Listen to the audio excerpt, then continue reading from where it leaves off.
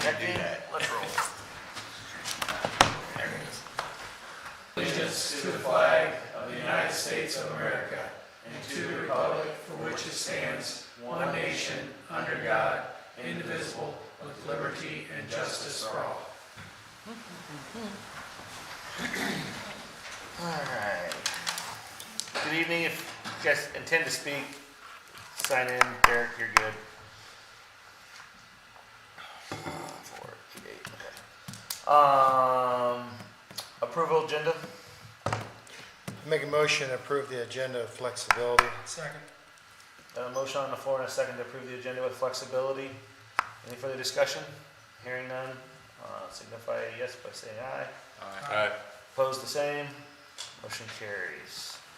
I'll make a motion to approve the minutes from November 19th, 2024. I'll second that. Got a motion on the floor and a second to approve the minutes for November 19th, 2024. Any further discussion? Hearing none, signify yes by saying aye. Aye. Opposed, the same. Alright, clerk treasurer's report. Payroll vouchers in the amount of $19,857.96 being passed around. Nothing special. I'll make a motion to approve the payroll vouchers of $19,857.96. I'll second. Got a motion on the floor and a second to approve the payroll vouchers, right? Yes. In the amount of $19,857.96. Any further discussion? Hearing none, we'll do a roll call vote. Signify yes by saying aye. Greg? Scott? Aye. Andy? Aye. Brian? Aye. And I'm an aye as well. Motion carried unanimously. AP vouchers passed around $226,899.18. That does include the previous approved pay application number 7 for Fleming. It was approved in the last town council meeting. It also has the next unemployment payment for the month of November. I'll make a motion to approve the vouchers of $226,899.18. I'll second. Got a motion on the floor and a second to approve the vouchers of $226,899.18. Is there any further discussion? Hearing none, signify yes by saying aye. Roll call vote. Greg? Aye. Scott? Aye. Andy? Aye. Brian? Aye. And I'm an aye as well. Motion carries unanimously. ARPA update. Not a lot has changed. We just still need to obligate the remaining $16,000, which Tyler, I believe, is working on with Brent on getting concrete quotes. Other than that, Stormwater has spent all of their money now. And we still have stuff coming in for Cedar Creek. So the part that I'm working on is during the construction project, we had talked about putting a patio on the corner of Hostler and State Road 1 there in front of the Lightfoot property that we own. So we're getting a quote on that. And then on top of that, we're going to try to repair. We have an ADA for the trail access over here off of Yellow Feather Court. The actual ADA panel is coming up. And then the remainder, we're going to try to grab one or two of these. The plan right now is trying to grab one or two of them over here off of, right behind us here, sorry. And try to bring those into compliance. I do need to go back to the ADA plan to make sure that I'm not jumping something that's much worse in the plan. But my recollection of the plan is that we've already taken care of all the bad ones, the really bad ones, and that we're all in the kind of the same grouping of ratings now. So we can kind of pick and choose around the area. But I need to double check that tonight yet here before I leave. So, anything else? Any other questions? Yes. So where are we at with that corner at Hostler and State Road 1 with the information poles that we said we were going to put up at one time? So we have not, as far as what the businesses are down through there, we have not moved forward with that. That's a project I'm going to tackle in the new year. Okay, so that was supposed to go into the trails cost at one time. So there are informational signs that come with the trails that will point them to a multitude of different places.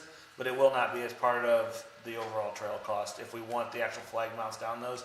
So there will be signs spread out sporadically down the trail saying high school here, town office here. I don't know what all the, I can send you the file if you would like to peruse all the different destination locations. That's all part of that trail package. But as far as the specific icons on the signpost or on the light post there, that is not. Did that get canceled by somebody or what? Because at one point in time, that was supposed to be done. It's not been in the packages I've It was seen. long before you were here. Okay, because it's not, I'd say, the packages I've seen has all been ground mount signage for the trail project. So Derek, I don't, The signage package was included in what we call wayfinding signage, and it's coordinated with county project on each side. So we did not have anything, and I've never had any specific conversations about business branding type signage at that intersection. I'm not suggesting that. I've got the actual paperwork at home Okay, with the different signages that we were looking at one point in time. Okay. And that was supposed to be included in that corner. That's why, actually, when you and I talked here a few months ago about that corner, I said, what about, if that's something with that patio, I can't remember what we were talking about, but I said, what was it? Oh, I know what it was. It was putting that bicentennial thing on that corner, and I brought it up to you. I said, well, that's where the signage is supposed to be going too. Isn't that gonna crowd it? And that's when you and I talked and said, that's probably gonna get moved down to the park at that time. That's why I didn't bring it up then. I know it was either Rod or Tana or Pat was working with business owners with a concept at that corner, but there was never any connection between that concept and integrating it into the trail project. and I don't know, we got packets. I remember the packets. I got them somewhere at home. Okay, I'd love to see it. Yeah. I've never seen it, but the flip side of that is that we've had Angela and I and Derek and Lindsay have had we're down there and brainstorming how we could brand our businesses better. And then on top of that, also during the comprehensive plan study, there is information that is requesting a certain branding for that area as well. So I think we need to, if we're going to move that direction in the new year, I'd like to see that all be cohesive and as one package so that we can carry it from that downtown. As that downtown expands down State Road 1, it all makes sense going forward. Well, I guess my point, if it got filtered out somehow, one way or another through meetings that aren't meetings or whatever happened in the room over here, then we need to move forward with what you just said and bring it back up again, because I mean, I think it's addressing the downtown and it's addressing Kloffenstein's, everybody, when you come to that corner, which way is which. Right. If you have those packets, I'd love to see it, because we had just a brief, high-level overview concept of what was going, what we had thought that day. But if there was something that was I'd love to read that or see that. All right. Well, I know we've talked about it several times in here, but I think you might have even been on the council then. yeah, I mean, it was the last time I was on it, and I know we talked about it multiple times. I don't know if it was part of the trail or not, but we were gonna do something. It might even have been, part of what we were tying, Probably the downtown probably the project. downtown part, and what we said when the trail comes in, when we add on that corner with Lightfoot's. But Yeah. I remember like there was 4 or 5 different styles of poles and signs. I thought it was with the downtown project, Okay, it could be, I mean, because then I went out before when it took place. but I know we had them. Yeah, oh yeah, that was the last time I was on. So, Okay. Yeah, I don't mean to, I'm not trying to jump here, but meeting we had the end of the year farmers market, there were some small business owners in there, and they were mentioning stuff like that would be nice through town to kind of help Sure. promote.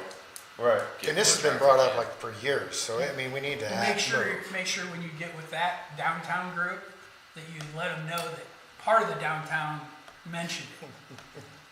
I will let them, the downtown has mentioned it, All right. along with other downtowns, With other downtowns. north and south. My point is that whatever With we're the South doing, Downtown Association. whatever we're doing needs to be cohesive with the comprehensive plan going forward. And that was a big item that was brought up during the comprehensive plan. Mhm. I know that we've had some ideas. If you have packets of ideas, I would I'll see entertain if I can seeing find them. those, and hopefully we can put together something constructive and move forward in the new year. I think I have it in my construction, thing, pile of stuff, so All right. I can find it. Any further on ARPA? Code. Okay.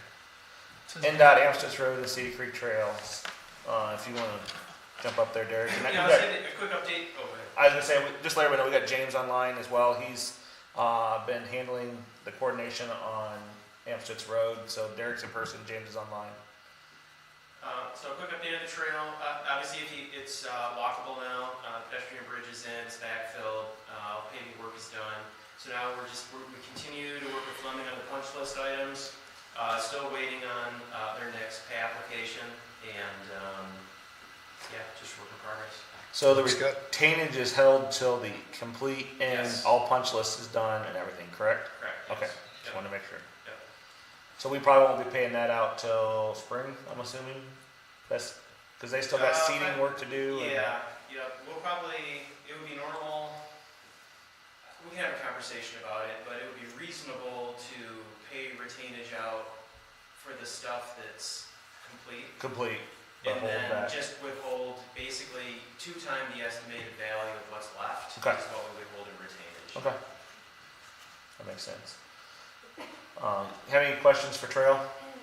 I don't have a question, but I have a comment. James, I've never met you before, but a good job. It looks really great. He's Amstead. He's Amsterdam. He's Trail. He's So Trail. he's happy to take credit. Never mind then. I thought you said he was No, Amsterdam. he is Amsterdam. We're talking Trail right now. Oh, I was talking Yeah. Amsterdam. No, that's good. I'll take all credit for it's good, it's bad, give it all to Derek.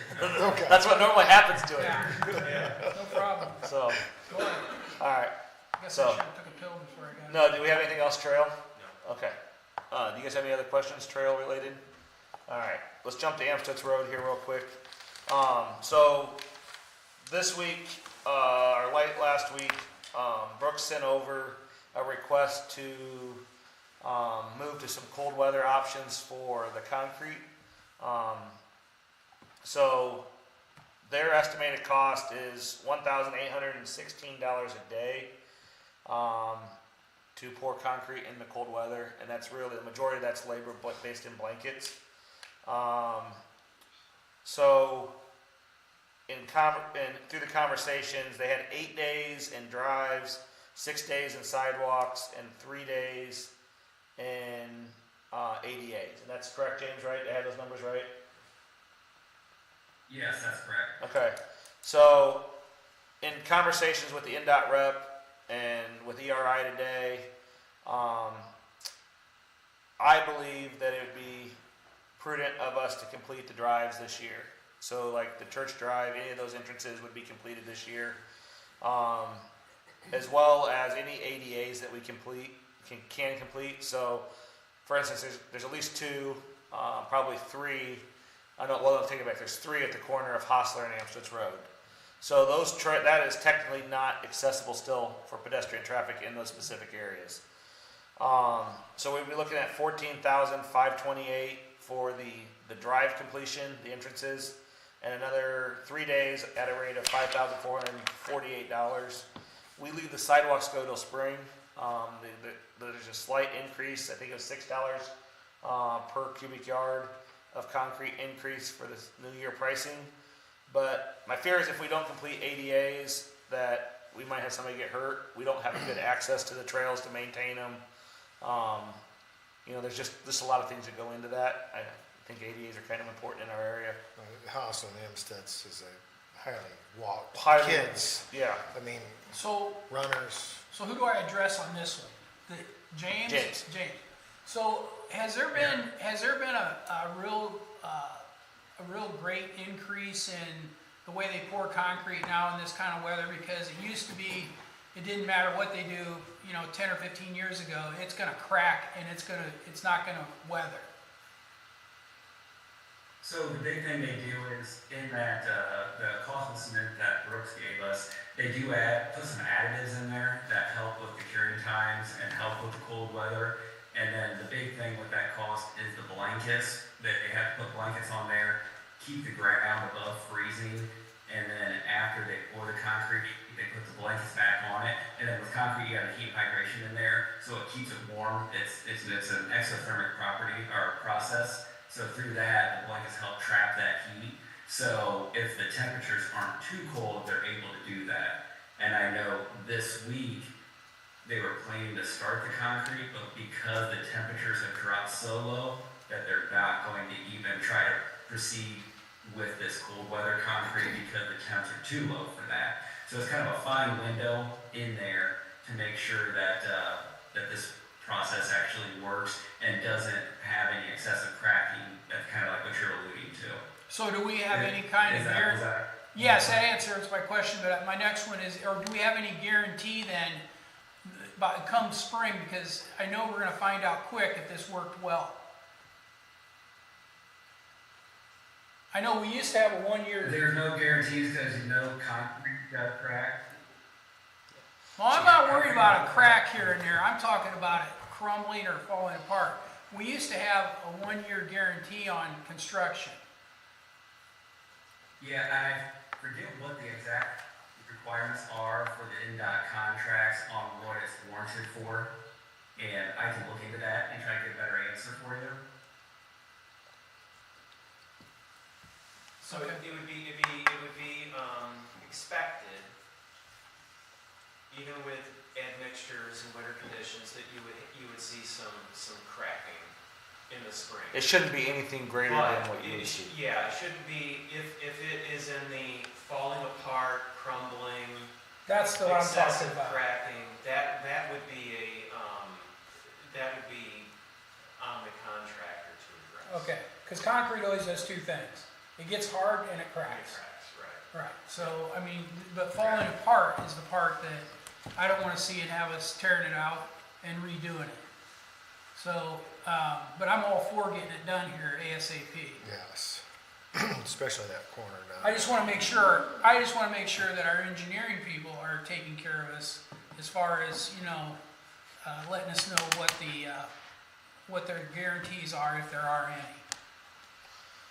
So what do we have Yeah, total? they're not gonna do it if it's gonna be a bad product or a bad material. That's why we have our inspectors out there to make sure it meets the requirements. Right, that's just, all I'm trying to do is take care of the taxpayers' money the best as possible.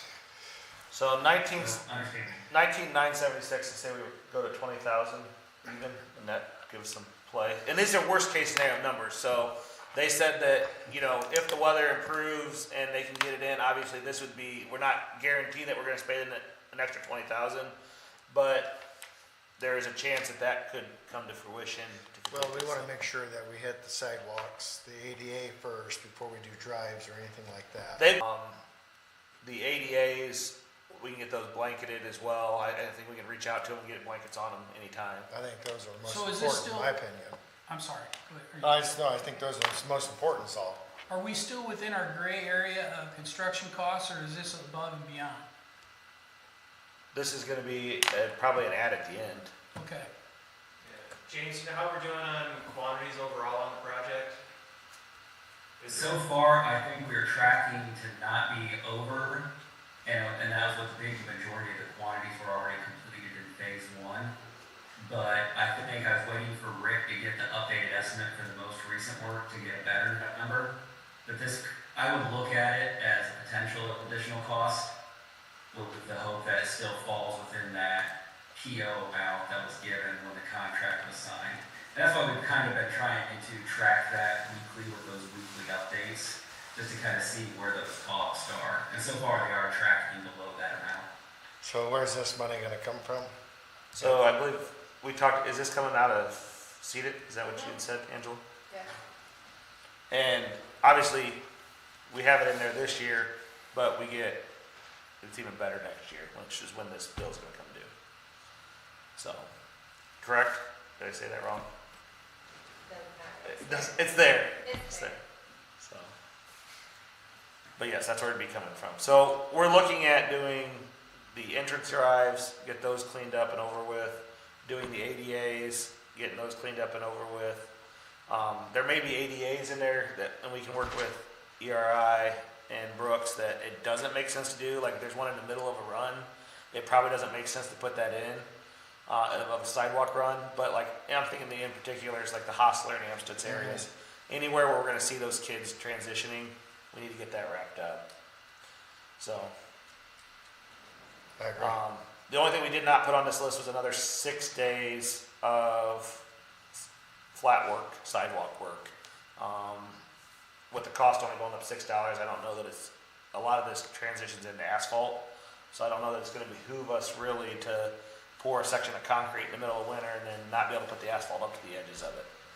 So, and that's correct, James, right? I mean, That's correct, and through my discussions with NDOT and their construction personnel, they kind of recommended the same thing, to leave the sidewalk work, just especially because you're going over those long lengths with the smaller areas, you can be more prone to some cracking or other issues with that. So yeah, their recommendation is to wait on the sidewalk until the weather warms up. So I think, yeah, with 6 days, it's a pretty quick in and out that Brooks can get that done in the spring.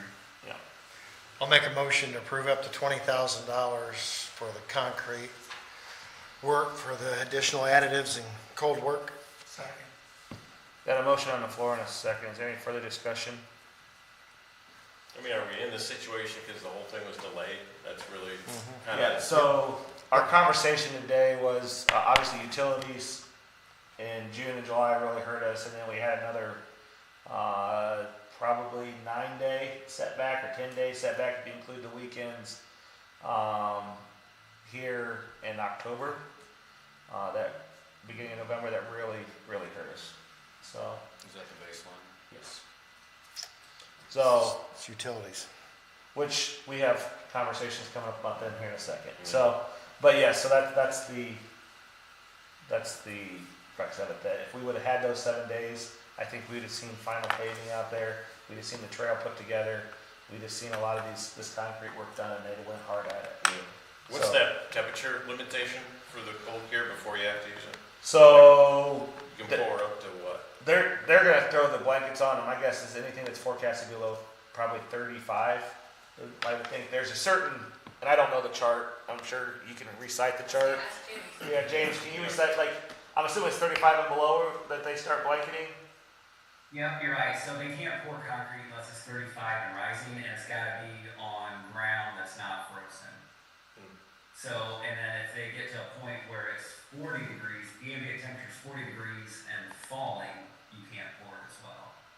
And with our discussion that we had today, if you look at the extended forecast, we're supposed to get back up to 50s and high 40s, so it looks like there's a window in there coming up on it. But yeah, just with this week, the highs aren't even getting to 35, so it's not able to be poured out there. And that kind of goes back to the question of issue with cracking, and that's specifications have shown to limit that. So if we can hit it, I mean, the goal is obviously if we can't do it, we're not going to do it. But if there's a break in the weather where we can do it, we want the ability to pull the trigger and make it happen. I mean, literally that they brought crews out and got things prepped this week, and it may sit there till spring. There's nothing we can do about it. But hopefully there's a chance in the next 2 weeks where they can pour concrete. My guess, my feeling is that the asphalt window's probably mostly behind us. Yeah. So, I don't like to say that, that hurts a lot, but it is. So, and I got a motion on the floor and a second for the 20,000. Is there any further discussion? Hearing none, we'll do a roll call vote. Greg? Aye. Scott? Aye. Andy? Aye.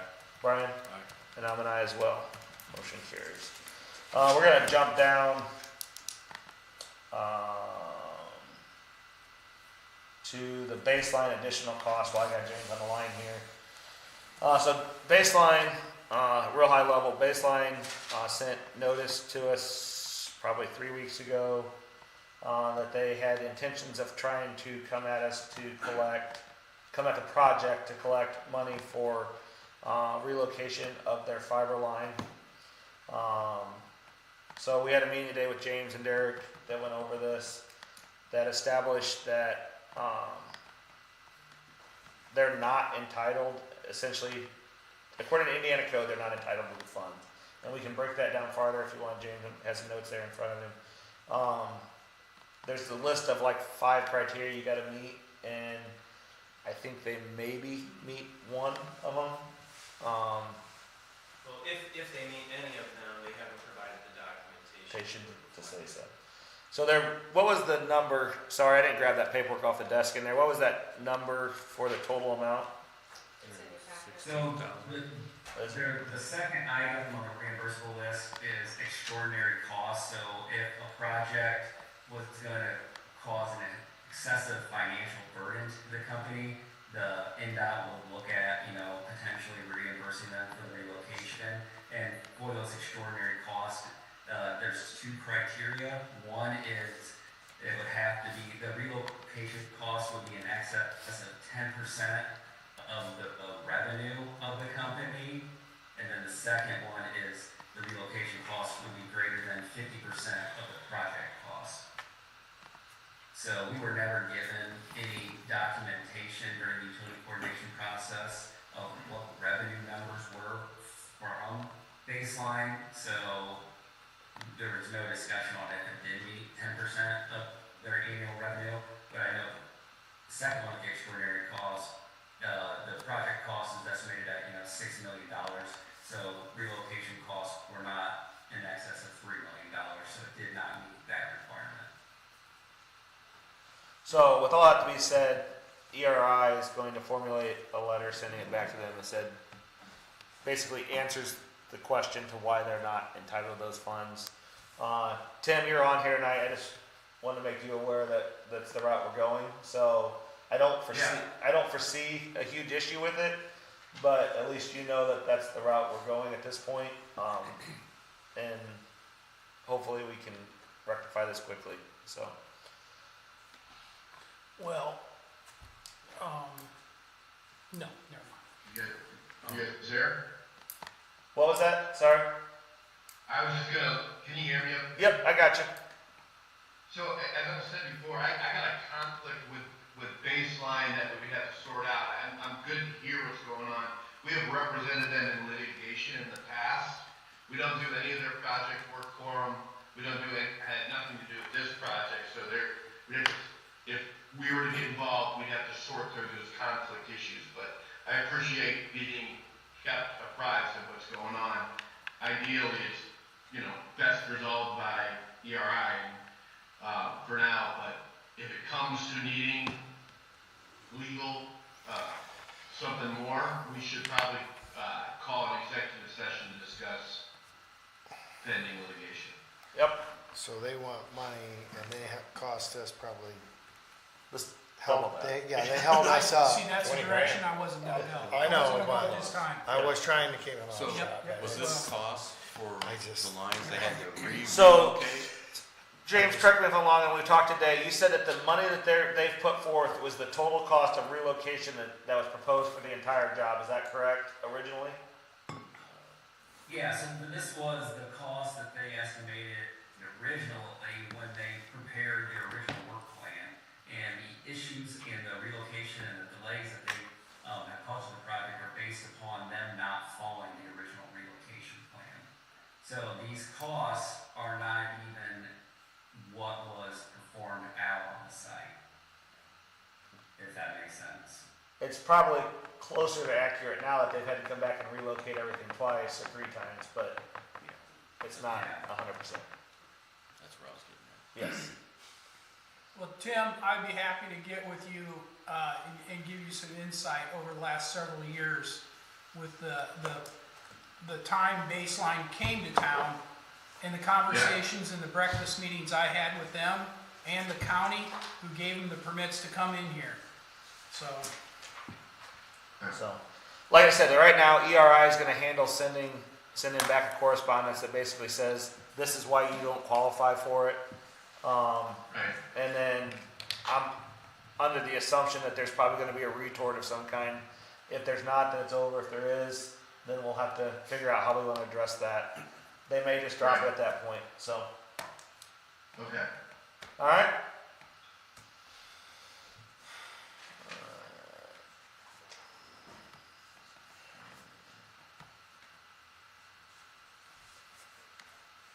go to the farmer's market.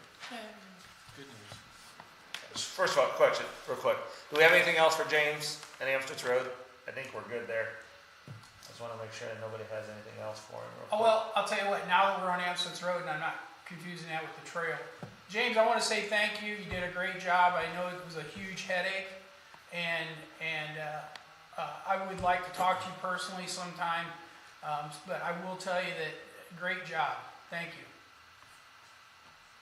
I appreciate it, and I definitely appreciate all the communication that's taken place with the town to kind of help us assist it through the project. I know there's a lot there during the utility delay, is that really getting some pushes going, so I appreciate all your guys' support as well through the project, and look forward to getting her complete and move on to the next. Alright. Alright, well, if there's nothing else, thanks everyone, have a good evening. See you, James. Thank you. Thanks, James. Let's go to the farmer's market. About a month ago, had a end of the year farmer's market meeting. Pretty much their overall was a success. So they were happy. Obviously around August it slowed down, kiddos going back to school, and it was hot. But September kind of picked up. So overall it was a good success. Thanks for all the volunteer work, Bruce, and everybody else that helped out. I know I had asked you guys if you had anything you want me to bring up when I met with them, and the only thing I got was, you know, if it got any bigger, maybe it moves to the park. They'd already kind of discussed that, but obviously next year we got a little headache with the bridge. So they'd still like to continue down the plaza. Yeah, it's a little minor. I think everybody kind of understands that issue we're gonna have. One thing they did want me to bring up was one of the things that kind of limited the number of vendors was the foundation was requiring each vendor to have their own separate insurance. Didn't know if that would fall, since they're out on the plaza, if that would kind of fall under the town's umbrella or not. So the town, and I don't know if Tim can speak to this or not, but my understanding is that whenever we do any events, they have to provide proof of insurance. So like when we do an event in the Riverside Gardens for like Freedom Festival, any vendors that come in there has to provide, while Freedom Festival pulls an overall policy, I think each individual Has to have their own. has to have some sort of proof of insurance. Okay. So the town does not typically, or has not typically taken that policy on themselves. It is, I'm sure if Terry Jo would be here, she'd have a long lengthy explanation to why that's the best policy. But anybody who rents or utilizes ours has got to provide insurance. Okay. Very So, good. All right. and I can get that documentation And for Brent. is it like a minimum, or it's just, So I know when they do the park, it's pretty sizable. It's like $1 million or $2 million. Yeah. Because I know for Bloomfest, I think they get either $1 million or $2 million policy she has to get Yeah. for that. So, she's getting a policy for the overall event. I don't know then if it trickles down, so I don't know if the foundation could get an overall policy. Well, I think the problem was they were concerned that because their policy covers when they do Freedom Fest and the fireworks, that if they were gonna do this other thing, it would get reviewed and it might increase. Those policies. Yes. Okay. So that was what their concern was with And trying is to do that. the farmer's market, is that a not-for-profit? Do they actually have a not-for-profit status, or I are they? believe so. Okay. Yeah. So it may be an option where they So I could, think it's falling under the foundation. Yeah. Well, it is falling under. so they're using the foundation's not-for-profit then to operate. Yeah, so they don't physically have their own. So I was gonna say that might be an option too, where they could, the farmer's market could actually Get an pull umbrella that covers them. do you know, is the new building over there on Grable Road, are they gonna open a market back up in there? Because they had that one in the corner forever, Klopfenstein and Grable Road. Oh, the Commons, the Gateway Wood Commons? Yes, Gateway Woods, and then they're not inside. No, the last conversation had with the park administrator was no, because they're coming to the farmer's market. Market. Yeah, They're utilizing the farmer's market. every week, yeah. Yeah, they're participating in I just didn't know if that new building, they're gonna do something there or inside, or, cause they've always had one. I don't care. Let me work with Terry Joe on the insurance question specifically, and see what is required and to what degree it's required. Okay.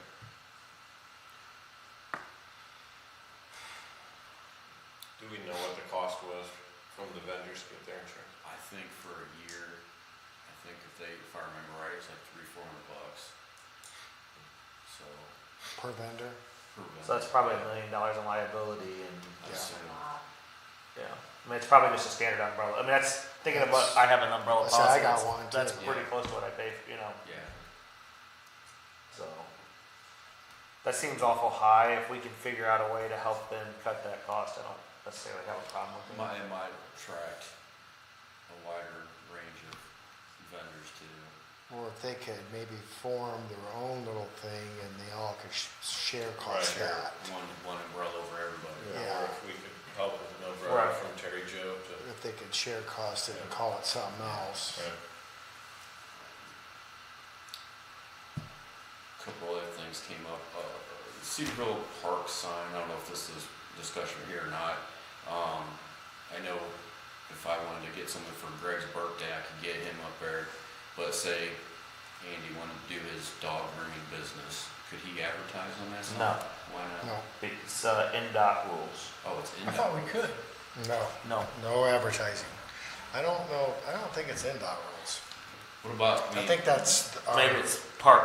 I think it's park. It might- I'll I'm have 99% sure it's park. I mean, because we advertise Because for billboards can be on State Road 1. Freedom I have Fest one. and Bloom But Fest. I thought I've advertised on there in the past, a long time ago. You probably went in there I and just said think it. for two reasons. One, I'm kidding, it'd I be can't more make revenue this for the computer park, up. get more utilized out of that sign. And two, it would help our small businesses out. Right. What's that? If Advertising the they sign? could advertise on the sign. It ain't gonna happen. I, Because if you allow that, you're gonna have to allow everybody to advertise on it. And that's the reason why. I'll look at the policy. Get Yoder Realty on there. So you're gonna have to let every business advertise. I mean, I don't necessarily agree with it, but I understand why they have it. I'm just asking for. I know, I asked about it already too. That's the reason I know some of these answers. And my question was why? And I'm confident there's something to do with, because that sign is in as underneath a specific umbrella with NDOT. And to change it to an advertisement sign for businesses requires us to change the way it's, because I was on the park. that's not how it was explained to me, but I was on I'm the not saying park you're board. wrong. I was on the park board when we talked about it several times, several iterations of it, and on top of that, we do have our own policies that stop it, but I think that was the originator for that. Okay, But I will confirm that. okay. Well, I think that was about it, unless somebody else had any other questions.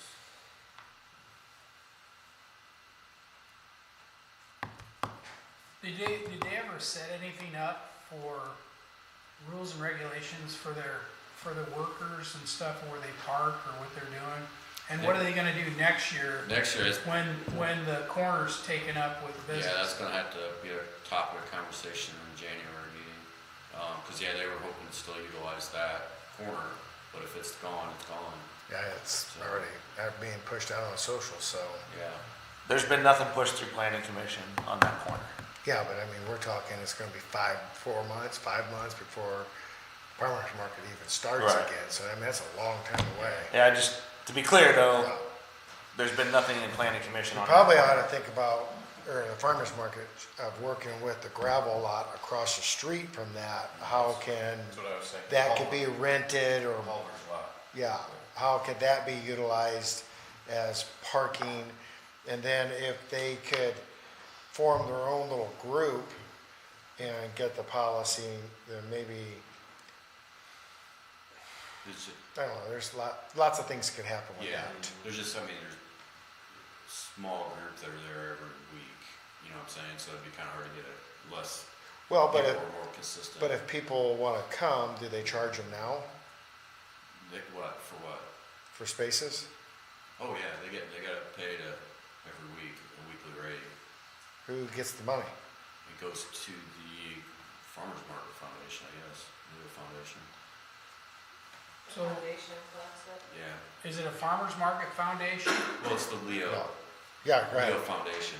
It's a separate fund underneath the Leo-Cedarville Foundation. Gotcha. So as a 501c3, the money goes in and it's separate, so there's a separate account for the farmer's market. What do they do with the money? It's carried over for next year. They bought some of the things for the kids. There was tablecloths, there was some other things that they rented. Okay. So maybe work with them or somehow, you see what I'm trying to do is turn this into not necessarily a business, but can help offset costs for people. I like that they put it back out for kids. That's wonderful. I'm But- sorry, Bruce, what do they do for kids? Once a month, they had the table set up, so they had different activities for the Oh, kids. Whether it gotcha. be face painting, sand, Gotcha. sculptures, stickers, color books, Huh. things like that. Okay, that's cool. Yeah, and they do pay some of the musicians that show up too. Yes. So there are costs involved. So maybe And that then- just needs looked at as a business more than. I know anything that else. we got them the permit to operate down there. I think, as far as an event in Indiana through Homeland Security, and I don't know if there's a cost. I know there's a cost if we file it, so I don't know if it's better if the foundation files it going forward or, Nonprofit. yes. It was through the foundation, Tena just did all the paperwork. Okay, so what's your, okay. Alright, anything else for farmer's market? Okay. Hometown grant money. So we have an opportunity in front of us. Angela attended I think you attended the seminar online. There's money out there available for shovel-ready projects, in particular in parks, trails, that kind of thing. I believe it's 50,000, is that correct? Up to 50,000. Up to 250,000. We have a second meeting with them tomorrow at 2:30 to go over some more of the details of it. Hoping to get some of that money, get a couple things done in the park. I know that one of the things we talked about is some electrical upgrades, some other things like that need to be done. Basically, what they explained to us is the projects have to be already in play. This can't go towards engineering costs, it can't go towards architectural or anything like that. Like, they need to literally be already quoted and ready to be done. So, that being said, that's why I mentioned, they said the parks is the easiest one to get and most likely to be approved. So that's why I thought we've already got quotes for the electrical upgrades over there, as well as lights for the pickleball courts, and possibly extending that sidewalk down to the other pickleball court, so they're not having to walk through the grass. That was just my first I think idea, it's wonderful. so. But It's there all are needed. other portions of that grant that can be gotten for, and they have up to, I forget, I didn't write it on here. The money's coming from T-Mobile. So T-Mobile, over a 5-year span, is giving up, it's either $5 million or $25 million. I don't remember, it's on my notes, I apologize. But they're giving out all this money for the hometown grant money. So we can apply this year, and we can apply again next year. But you won't always get approved. So, and it's up until they run out of money. I think what you said is great. I mean, the lights for the pickleball court, the electrical upgrade, because these lights are a hit over there. That park is busy all night. And next year, it's gonna be even, I mean, we can triple, I guarantee it. Can we get internet in there or? So, yes, we already have that ability with what we're doing right now. We could have internet at both parks, we could have internet at the barn, it's all a cost thing. Right now, they're obviously, I think they're still running the routers for now on sale, are free. So yes, it'd be a wireless right now, because we don't have a landline in there. Now the flip side of that is when we had our meeting with Lakeland a couple months ago, internet, they would be happy to put a router in there for us free of charge and just have it there. and they'll do this park down here. As soon as they get underneath the river, they'll do it for that park over there. They said we can give that back to the community easily. So internet is available for our parks. It's a matter of implementing them well to make sure that we have the right things in place to protect that we're not surfing the wrong things in life. Yes. So, there's gonna be some infrastructure upgrades and stuff like that to make that happen.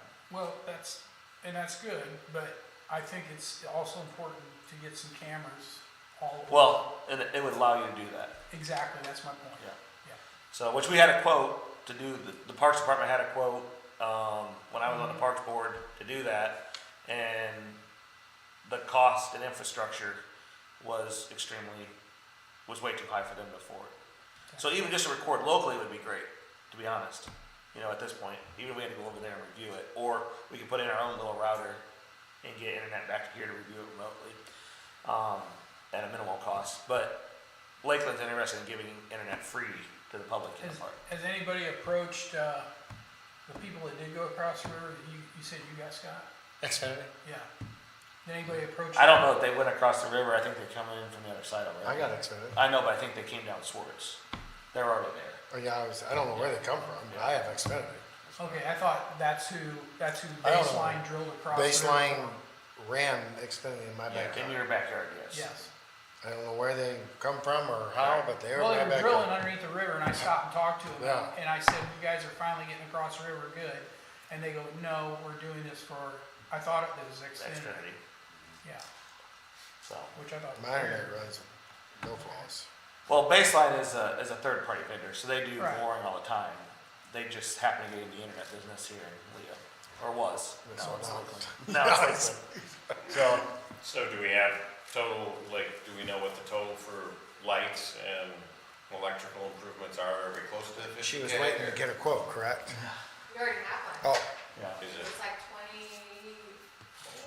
yeah, I think it's 28,000 for that. That was just for pickleball, if I remember That correctly. was just the pickleball lights, and then the electrical upgrade, they were tossing around all three options, so I don't know where they. So we have a few quotes floating around out there already, and honestly, we could grab a couple more quotes. It's not hard to get. Yeah, Those are easy, low-hanging fruit, but we have enough for the 50K. We'd have enough for whatever they give us. Yeah. Yeah. Okay. so what do we need to do to move forward on that? Nothing, it's just, at this point, I don't think we do anything, right? No, I mean, we have the meeting tomorrow to talk with the representative that's filing all the applications, so we just have to give him what we think our ideas for it are and provide him with the information. Awesome. And then bill for us. When's it, is it due date by? Yep, it has to be done by the end of this month. So it's kind of a short window, that's why they have to be basically. It's the shovel 3rd. ready. We have plenty of time. Right, Yeah. right. Derek's wanting to help, I heard. What's that? Yep, I heard yes. So. Anything other questions on that? Is there any miscellaneous business we need to take care of? I just want to put a plug out for anybody that might be listening, because I have taken quite a few phone calls the last couple of weeks regarding different things around town. Sign up for reachalert.com, please. Yeah. I've said that 100 times to the phone calls, but if you guys take phone calls, please tell them the same thing. And it's not on our sign at all. Lots of people 2 or 3 days. Yeah. I seen A lot it. of people I've talked to have said they don't check Facebook, they don't read the newspaper, so I'm like, the best way to get info then is to sign up for it. And I can tell whenever you do that, because I get about 7 or 8 sign-ups, and then it goes dead again. 'Cause I get noticed every time there's a sign-up. Yeah. Share with your friends. Any public comment? Anything? Okay. Gordon? Gordon? I've got a question. I'm here at the corner of Amstutz and Pioneer Trail. You've got a street light there now. What's the intent of doing as far as the street signs? Are we going to replace that sign? Yes, there will be a sign replaced there. Okay. Are we using the former pole? I do not know that. I'd have to go back and look at the prints for Amstutz Road. I don't know Laying out if there Derek, with the signs on it. I don't, I talked to one of the board members of Pioneer Village, and he wasn't, aware of what was going on either. And, yeah, unfortunately, I wasn't part of any of those negotiations when we bought that right away down through the planning. But yes, I know that your street sign was, or your street light was removed. We put a new one in there that's Yeah, taller and brighter, and I was just wondering, can we move that street sign out of there now and store it for them? Or should we leave it lay there until you're done? I would probably leave it at least till we get an answer. Okay. Yep. Yeah, because we had one downtown moved and nobody ever found out where it got moved to. We couldn't find it anymore, so ended up buying new signs and poles. This one on Trading Post, has that been completed? I don't remember. I don't think, none of the signage has been completed for Amsterd's Road. The pole is up, isn't it? I think it's a stop sign there. I don't know that the actual pole is up. Okay, yeah, well, I don't pay attention. yeah, just so this is, addressed to each other. Yep. Oh, speaking of street signage, Grable and Souter Road, the actual street sign. Yeah, it's It's backwards. leaning against the, well, Right. it's leaning against the stop sign. Yeah, I did see that. I forgot about that. Looks like something's going on underneath there. Oh, Linky. That's a different corner. Souter and Grape. We'll look at this. We'll get an answer. We have a meeting tomorrow for Amsterd's Road, and we'll try to get an answer on what those are. But my assumption is that Underneath it's. maybe get new, but It's probably his- like we've updated everything It's- else. I don't know if we keep the old Well, signage. they just want to store it if you're not gonna do anything with it. Yeah. Yep. So, any other comments? Just so you guys are aware, this upcoming Monday, we have a park board meeting. We have a planning commission meeting, which is looking over two items, one on Walnut Street and one on Leo Road, that is going to be going before BZA. And on the 9th, we also have a BZA meeting that's receiving those items from planning. And they are both public hearings. Yes, yeah, so both of them that will be for the BZA are both public hearings and have been submitted to all the residents within 300 feet, or all the addresses within 300 feet of the properties. Yeah. So, and the stormwater board is the 11th. Anything else? And then meeting